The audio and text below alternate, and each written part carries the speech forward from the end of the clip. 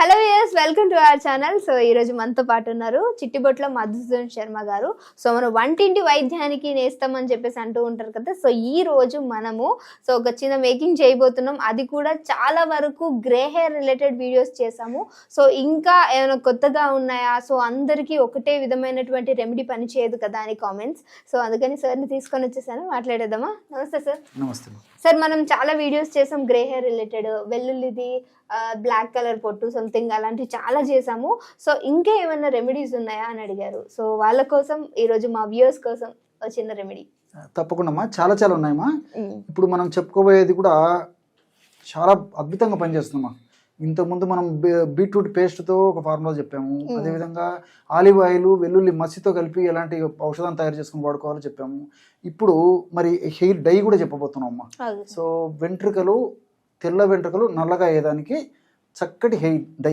ఇప్పుడు ఆధునిక కృత్రిమ రసాయన ఔషధాలు హెయిర్ డైస్ వాడుకోవడం వల్ల అనేక రకాల సైడ్ ఎఫెక్ట్స్ వస్తాయని ప్రత్యేకంగా చెప్పనక్కర్లేదు. చర్మ వ్యాధులు వస్తుంటాయి, చర్మానికి సంబంధించిన ఇతర సమస్యలు వస్తాయి, అదేవిధంగా చుండు వచ్చేటువంటి అవకాశం ఉంటుంది, నల్ల మచ్చలు వచ్చేటువంటి పరిస్థితి ఏర్పడుతుంది.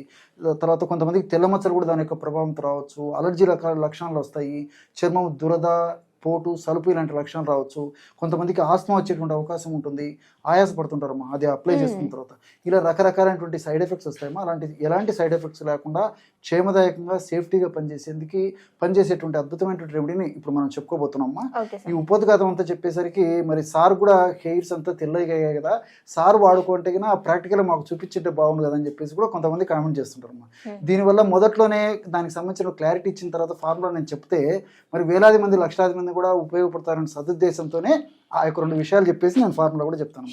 సో వయస్సు రీత్యా, దేహధర్మాల రీత్యా, శరీర ప్రకృతి రీత్యా సర్వసాధారణంగా 50-55 సంవత్సరాల తర్వాత వెంట్రుకలు తెల్లబడము జీవధర్మంలో, దేహధర్మాల్లో భాగం. దీనికి తోడు కుటుంబ పరీకంగా కుటుంబ చరిత్ర ఏదైనా ఉన్నట్లయితే మరి 50 సంవత్సరాలు ఆ ప్రాంతం నుంచి కూడా తెల్లబడడం సర్వసాధారణంగా జరుగుతుంటుంది అన్నమాట. వెంట్రుకలు రాలిపోవడం జరుగుతుంటుంది, తెల్లబడడం జరుగుతుంటుంది. సో ఈ పద్ధతిలో మరి బట్టతలు రావడం కూడా జరుగుతుందమ్మా. అంటే ఫ్యామిలీ హిస్టరీ అట్లా ఏదైనా ఉంటే వచ్చేటువంటి పరిస్థితి ఏర్పడుతుంది.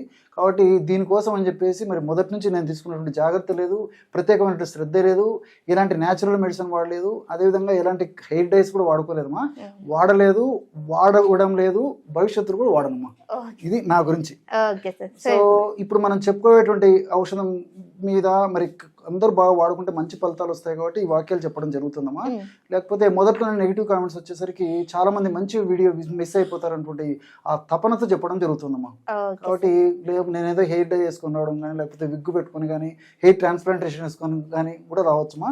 వాటి మీద నాకు ఆసక్తి లేదు, అభిప్రాయం లేదు, సౌందర్య పిపాస అంతకన్నా లేదు. సో మంచి రెమెడీ చెప్తాను. ఇది గూగుల్ సెర్చ్ లో కూడా చూడొచ్చమ్మా. చాలా మంది చదువుకున్న వాళ్ళు ఉంటారు. ఈ యొక్క ఔషధ గుణాలు కూడా గూగుల్ సెర్చ్ లో కూడా ఏ యొక్క మూలిక, ఏ యొక్క పదార్థం ఎలాంటి ఔషధ గుణాలు ఉందో కూడా మనకు తెలిసిపోతాయి. కేవలము 4 పదార్థాలతో బ్రహ్మాండమైనటువంటి వెంట్రుకలని నల్లబరిచేటువంటి ఔషధం తయారు చేసుకోవచ్చమ్మా. చాలా సులభమ్మా. మొట్టమొదట నీలియాకు చూర్ణం తీసుకోవాలమ్మా. నీలియాకు మనకు మార్కెట్లో సంవత్సరం అంతా దొరుకుతుందమ్మా. ఇలాంటి నీలియాకు ప్రామాణిక కంపెనీ వాళ్ళు తయారు చేసేటువంటి ఇలాంటి నీలియాకు చూర్ణం తీసుకుంటే సరిపోతుంది.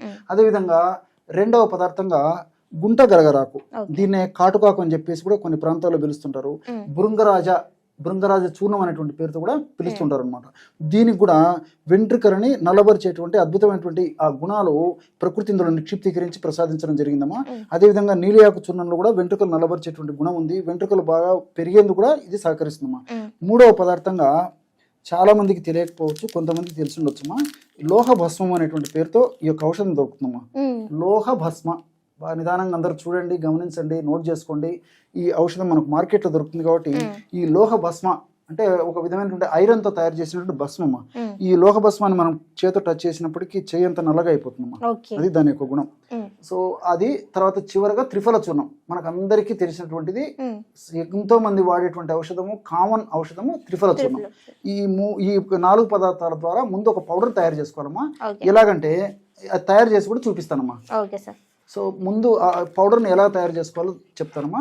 సో ఒకటేసారి పౌడర్ని తయారు చేసి పెట్టుకోవడం వల్ల ఇంటిల్లిపాది అందరూ వాడుకోవడానికి అవకాశం ఉంటుంది. అంటే ఇంట్లో ఎంతమంది యొక్క సమస్యతో బాధపడుతున్నారో అంతమంది వాడుకోవచ్చు, లేకపోతే మరి అప్పటికప్పుడు తయారు చేసుకుని వాడుకోవచ్చుమా. సో ఈ యొక్క పౌడర్ని ఎలా తయారు చేసుకోవాలంటే మొట్టమొదట 50 గ్రాములు నీలియాకు చూర్ణం తీసుకోవాలమ్మా. ఔషధం తయారు చేసి చూపితే ఇక్కడ కొద్దిగా మాత్రమే కలపడం జరుగుతుందమ్మా. మన వాళ్ళు 50 గ్రాములు నీలియాకు చూర్ణం తీసుకోవాలి.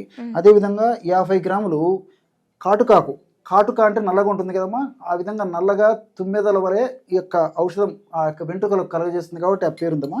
ఈ యొక్క కాటుకాకు చూర్ణాన్ని కూడా ఒక 50 గ్రాములు తీసుకోవాలి. మూడవ పదార్థంగా ఇంతకుముందే చెప్పాను కదా లోహ భస్మ. ఈ లోహ భస్మ కూడా సమానంగా తీసుకోవాలండి. కాబట్టి మనకు ఔషధం తయారు చేసి చూపించేందుకు ఇక్కడ వాడుతున్నాం కాబట్టి ఇది కూడా ఒక 50 గ్రాములు, మీరు మాత్రం ఒక 50 గ్రాములు లోహ భస్మం తీసుకుంటే సరిపోతుంది అనమాట. అలాగే నాలుగవ పదార్థంగా త్రిఫల చూర్ణం. ఈ త్రిఫల చూర్ణము మీకు తెలుసు కదా, కరక్కాయలు, తానికాయలు, ఉసిరికాయలు కలిపి తయారు చేసినటువంటి చూర్ణాన్ని త్రిఫల చూర్ణం అంటారు. ఈ యొక్క త్రిఫల చూర్ణాన్ని మాత్రం 150 గ్రాములు తీసుకోవాలమ్మా.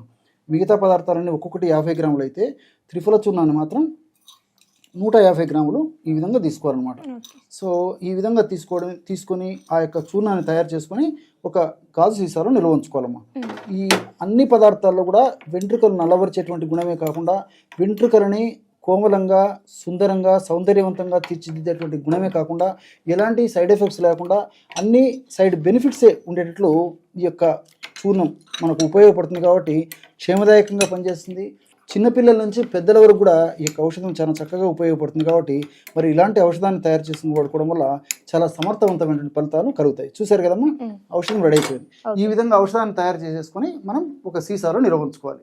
ఇంకా తర్వాత మరి వాడేటువంటి విధానం కూడా మనకు ప్రేక్షకులకు తెలియజేస్తే ఇంకా క్లారిటీ ఉంటుంది. కాబట్టి వాడేటువంటి విధానం కూడా చెప్తానమ్మా. వారంలో కేవలం ఒక్కసారి వాడితే సరిపోతుంది. ఒక వారానికి ఒక్కసారి, ఎక్కువసారి కూడా అవసరం లేదు. సో ఎలాగంటే మా ఒక గ్లాసు అంటే 200 to 250 ml ఒక పాత్రలో నీళ్లు తీసుకొని వేడి చేసేయాలమ్మా. సో అది కూడా మనం చేసి చూపిద్దామా. సో ఈ విధంగా ఒక గ్లాస్ నీళ్లు ఈ విధంగా ఒక స్టవ్ మీద పెట్టేసేసి ఒక పాత్రలో తీసుకొని స్టవ్ మీద పెట్టేసేసి వేడి చేయాలమ్మా. ఆ విధంగా వేడెక్కిన తర్వాత మనం ఈ చూర్ణాన్ని కలిపేసేయాలన్నమాట. సో చూడండి అమ్మా, క్రమక్రమంగా నీళ్లు వేడెక్కుతున్నాయి కదమ్మా. కొంచెం ఒక రకంగా అమ్మా ఆ స్థాయి వచ్చి కొంచెం పొగలు వచ్చేటప్పుడు మనం ఆపేస్తే సరిపోతుందమ్మా. చూడండి అమ్మా, కొంచెం ఇది మరగడం కొద్దిగా స్టార్ట్ అయింది. ఈ రేంజ్ వరకు చేసుకున్నా సరిపోతుందమ్మా. ఇప్పుడు స్టవ్ ఆఫ్ చేసేయండి అమ్మా. సో ఈ స్టేజ్ వరకు మనం నీళ్ళను మరిగించిన తర్వాత ఇందులో మనం తయారు చేసి పెట్టుకున్నటువంటి చూర్ణం ఉంది కదమ్మా, దీన్ని ఇంచుమించు ఒక 50 గ్రాముల చూర్ణాన్ని కలిపేసేయాలమ్మా. సో అంటే ఒకవేళ ముఖ్యంగా ఆడవాళ్లకు మరి వెంట్రుకలు మరీ ఎక్కువ ఉన్నటువంటి వాళ్ళైతే ఈ రేంజ్లో ఎక్కువ కూడా కలుపుకోవచ్చమ్మా. లేదంటే వాళ్ళ యొక్క వెంట్రుకల దీన్ని పట్టేసేసి ఈ యొక్క ఔషధాన్ని వాడుకుంటే సరిపోతుంది. మగవాళ్ళకైతే ఇంత అవసరం ఉండదు.